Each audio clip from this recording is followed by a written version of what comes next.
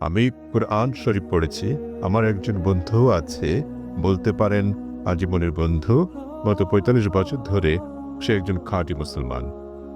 আমার প্রশ্ন হচ্ছে, প্রথমে আমাকে একটি কথা বলতে দিন, তারপর আমি আমার প্রশ্নটি করব।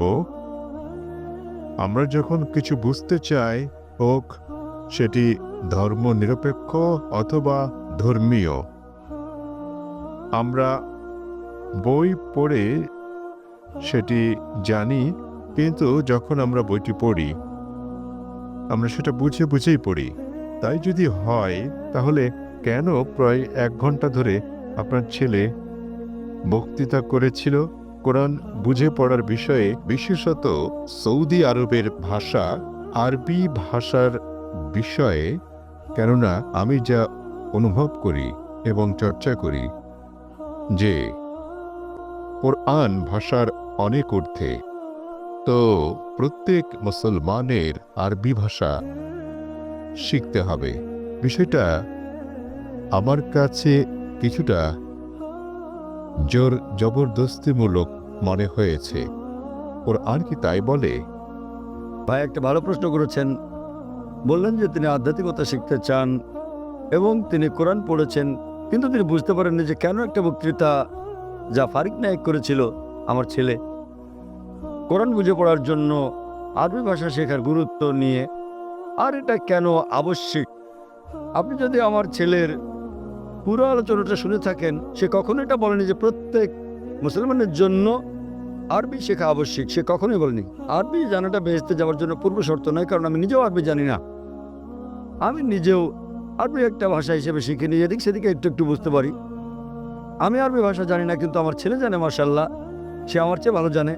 সে কোরআন সরাসরি অনুবাদ করতে পারে, আমি পারি না।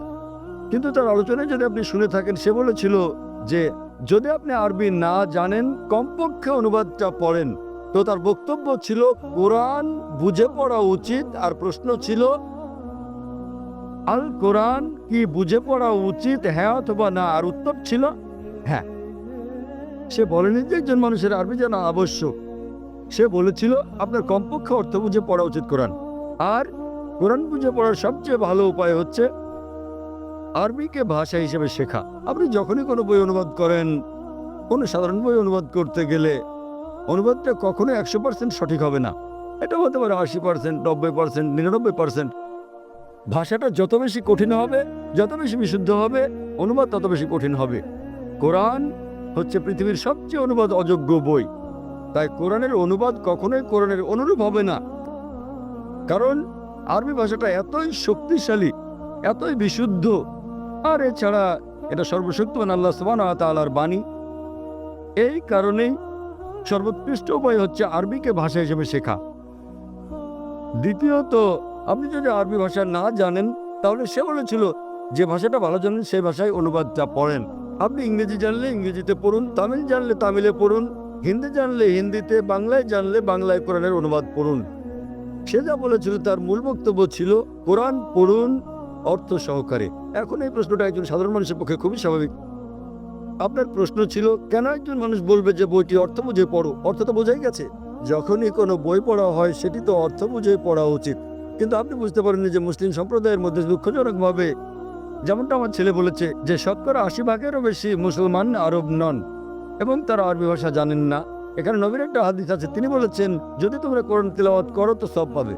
সেই কারণে বেশিরভাগ মুসলিম যখন কোরআন পড়ে তারা আরবিতেই পড়ে, কিন্তু তার অর্থটা বোঝে না। তাই এটা পৃথিবীর সবচেয়ে বেশিবার পড়া বই, কিন্তু একই সাথে অর্থ না বুঝে সবচেয়ে বেশিবার পড়া বই এটি। তো আমার ছেলে বলেছিল আরবি অংশটা পড়ার পরে যা বেশিরভাগ অমুসলিমই বোঝেন না, অন্তত সেই অংশের অনুবাদটা পড়েন সেই ভাষায়, যে ভাষাটা আপনি ভালো বোঝেন।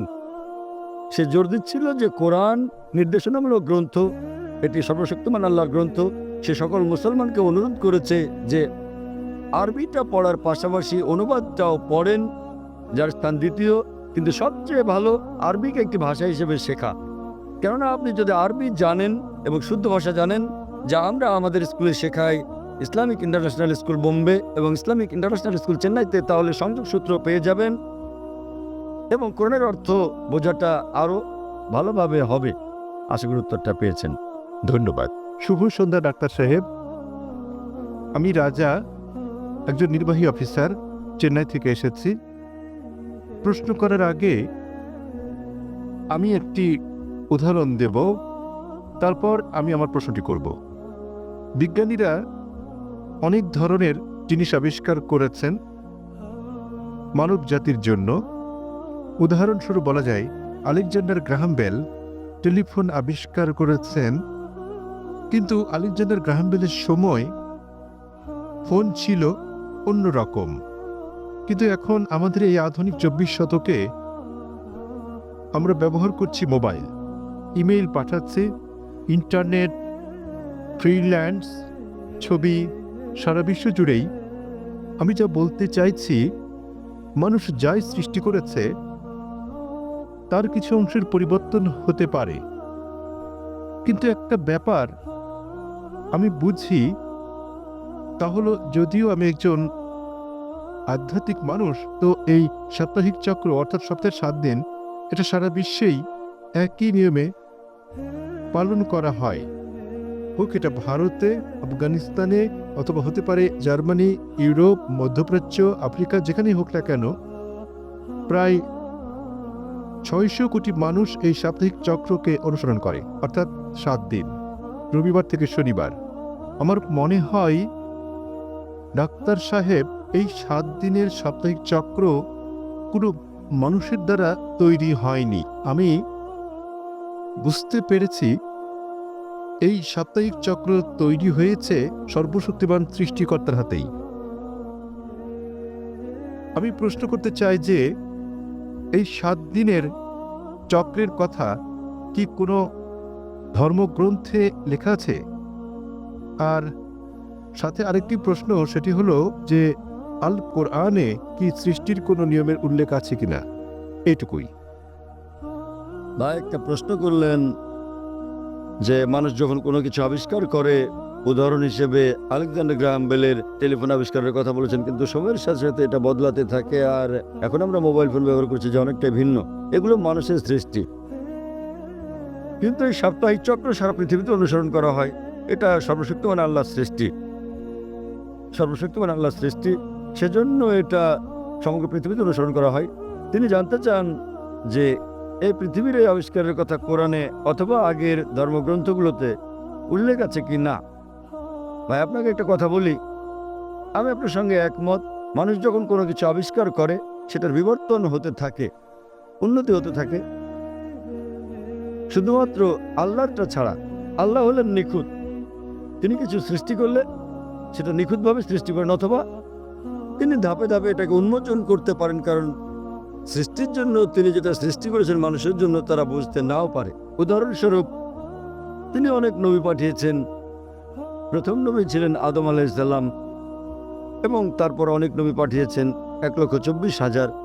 সর্বশেষ নবী মুহাম্মদ সাল্লাল্লাহু আলাইহি সাল্লাম, তিনি অনেক বাণী পাঠিয়েছেন, অনেক গ্রন্থ। কিছু কিছু গ্রন্থের কথা কোরআনে উল্লেখ আছে, তাওরাত, জবুর, ইনজিল, এবং সর্বশ্রেষ্ঠ কোরআন। এমন না যে সর্বশক্তিমান আল্লাহ কোরআন সম্পর্কে জানতেন না।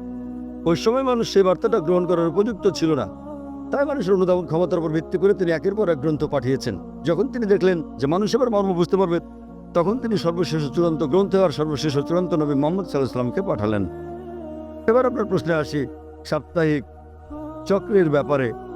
7 দিন সমগ্র পৃথিবীতে অনুসরণ করা হয়। আপনি বলেছেন রবিবার থেকে শনিবার। এই 7 দিনের চক্র সারা পৃথিবীতেই আছে, কিন্তু এটা সব জায়গায় এক নয়।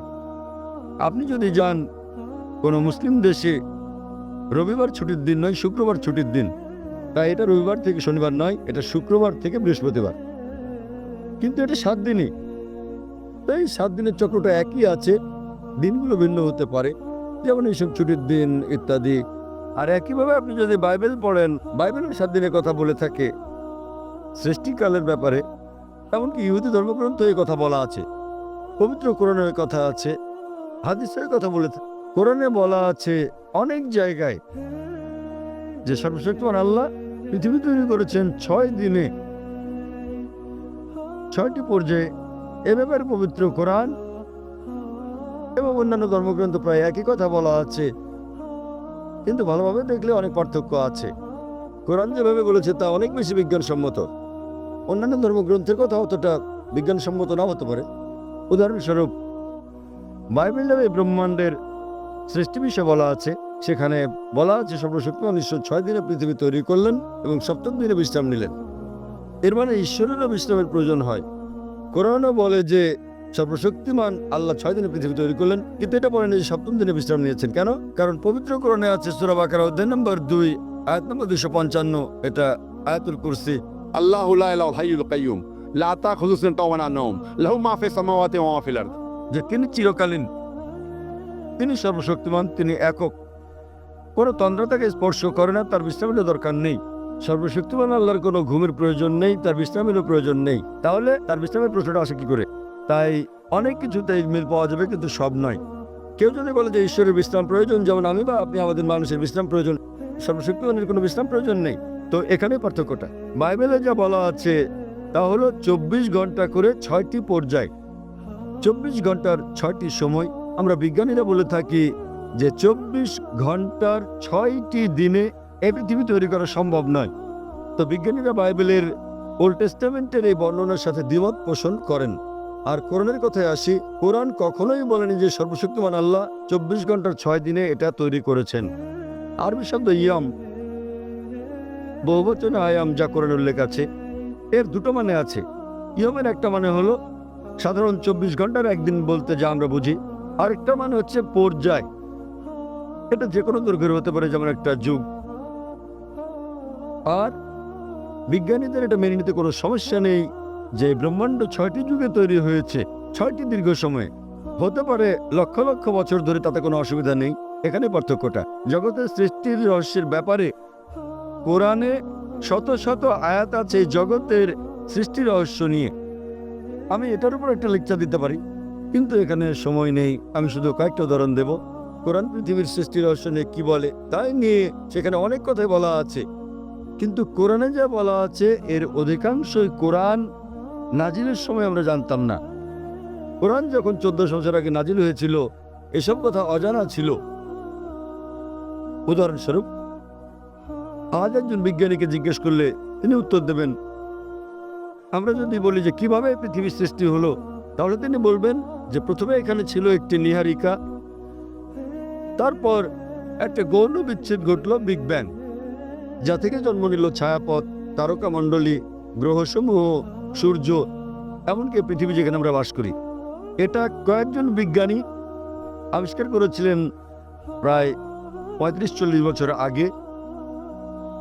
আর এটাকে বলা হয়ে থাকে বিগ ব্যাং, যেটা 40 বছর আগে আবিষ্কৃত হয়েছে। আর যেটাকে আজকে বিজ্ঞানীরা বলছেন বিগ ব্যাং, এটা কোরআনে বলা হয়েছে 1400 বছর আগে। সূরা আম্বিয়া অধ্যায় নম্বর 21 আয়াত নম্বর 30 বলা হয়েছে যে أولم يرى الذين كفروا অবিশ্বাসীরা কি দেখে না أن السماوات والأرض كانت رتقا ففتقناهما। যে আকাশমণ্ডলী ও পৃথিবী একত্রিত ছিল, অথবা আমি পৃথক করে দিলাম। এখানে কোরআন এই ব্রহ্মাণ্ডের সৃষ্টি বিষয়ে সংক্ষেপে বলে দিচ্ছে যে আকাশমণ্ডলী ও পৃথিবী একত্রিত যুক্ত ছিল, এরপর আমি তাদের পৃথক করে দিলাম। আজকের বিজ্ঞানীরা সৃষ্টির রহস্য নিয়ে যা বলছেন তার নাম দিয়েছেন বিগ ব্যাং। এটা কোরআনে 1400 বছর আগে বলা হয়েছে।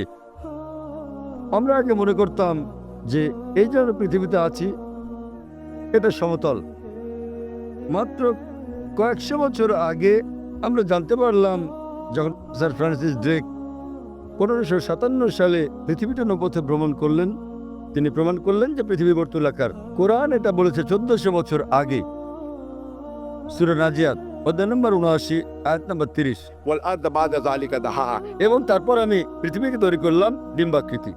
আরবি শব্দ দাহা, এর একটা মানে হলো প্রসারিত হওয়া, যেভাবে পৃথিবী প্রসারিত হয়েছে। আরেকটা মানে আরবি দুইয়া শব্দ থেকে এসেছে, যার মানে হচ্ছে ডিম।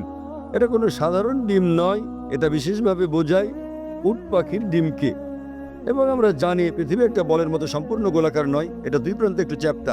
এবং আমরা যদি একটা উট পাখির ডিমের আকৃতি চিন্তা করি, সেটাও আসলে বর্তুলাকৃতির। একবার চিন্তা করেন, কোরআন পৃথিবীর বর্তুলাকৃতির কথা বলেছে 1400 বছর আগেই। আগে আমরা মনে করতাম চাঁদের আলো তার নিজস্ব আলো। সম্প্রতি বিজ্ঞান থেকে জানতে পেরেছি 100 বছর বা 200 বছর আগে যে চাঁদের আলো তার নিজের আলো নয়, বরং সেটা প্রতিফলিত আলো। কোরআন এটা বলেছে 1400 বছর আগেই। সূরা ফুরকান অধ্যায় নম্বর 25 আয়াত নম্বর 61, যে সর্বশক্তিমান আল্লাহ আকাশে তৈরি করেছেন নক্ষত্রপুঞ্জ আর সেখানে জেলে দিয়েছেন একটি প্রদীপ, সূর্য যা তার নিজের আলোয় জ্বলে, আর চাঁদ জলে প্রতিফলিত বা ধার করা আলোয়। চাঁদের আলোর আরবি শব্দ হচ্ছে মুনির বা নূর, যার মানে হচ্ছে ধার করা বা প্রতিফলিত আলো। কিন্তু সূর্যের আলোর জন্য ব্যবহৃত হচ্ছে ওয়াহাজ, সিরাজ, দিয়া অর্থাৎ মশাল, গনগনে প্রদীপ, প্রজ্বলিত আলো, যা সূর্যের আলোকেই তার নিজস্ব আলো হিসেবে বোঝাচ্ছে। এখানে অনেক আয়াত আছে কোরআনে যা সৃষ্টিজগৎ বিষয়ে, জ্যোতির্বিদ্যা বিষয়ে বলে। আমি যখন ছিলাম স্কুলে আমি পড়েছিলাম যে সূর্য যদিও ঘুরে, এটা তার নিজের অক্ষে আবর্তন করে না, এটা নিশ্চল। কোরআনের সূরা আম্বিয়াতে বলে অধ্যায় নম্বর 21 আয়াত নম্বর 33, هو الذي خلق الليل والنهار আল্লাহ সৃষ্টি করেছেন দিন ও রাত, والشمس والقمر সূর্য এবং চন্দ্র, كل في فلك يسبحون। প্রত্যেকে তার নিজ কক্ষপথে বিচরণ করছে। কোরআন বলছে সূর্য এবং চন্দ্র আবর্তন করা ছাড়াও তাদের নিজস্ব অক্ষের উপর ঘুরছে।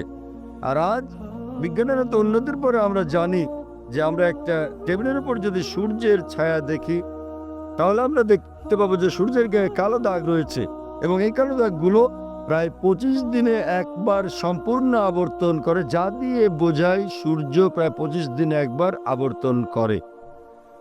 আর এভাবেই কোরআন বলে আকাশের কথা যে এটা একটা ছাদের মতো। সূরা আম্বিয়া অধ্যায় নম্বর 21 আয়াত নম্বর 32। কোরআন পদার্থের প্রথম অবস্থার কথা বলে প্লাজমা। কোরআন বলে সূরা জারিয়াতে অধ্যায় নম্বর 51 আয়াত নম্বর 47 যে আমি এই বিশাল আকাশকে নির্মাণ করেছি, ক্রমবর্ধনশীল বিশ্ব যা আমরা সম্প্রতি জেনেছি। এভাবে কোরআনের অনেক জায়গায় সৃষ্টি রহস্যের কথা বলা হয়েছে। কিন্তু লক্ষ্য করার মতো বিষয় হলো অন্যান্য ধর্মগ্রন্থের মতো অন্যান্য ধর্মগ্রন্থ যেমন বেদ, বাইবেল, সেগুলোও বলে থাকে সৃষ্টি রহস্যের বিষয়ে। সৃষ্টির বিষয়ে তাদের অনেক বক্তব্যই বিজ্ঞানের সাথে মিলে যায়, কিন্তু অনেক বক্তব্যই আবার বৈজ্ঞানিক প্রমাণের বিপরীতে অবস্থান করে। কিন্তু কোরআনের ব্যাপারে বলা যায় কোরআনের 6000-এরও বেশি আয়াত আছে, যার মধ্যে 1000-এর বেশি বিজ্ঞান নিয়ে কথা বলে, এবং পবিত্র কোরআনে এমন একটা আয়াত নেই যা প্রতিষ্ঠিত বিজ্ঞানের বিরুদ্ধে যায়। কোরআনের সাথে অন্যান্য ধর্মগ্রন্থের পার্থক্য হচ্ছে কোরআনের কোনো আয়াতই বিজ্ঞানের প্রমাণিত সূত্রের বিপক্ষে যায় না।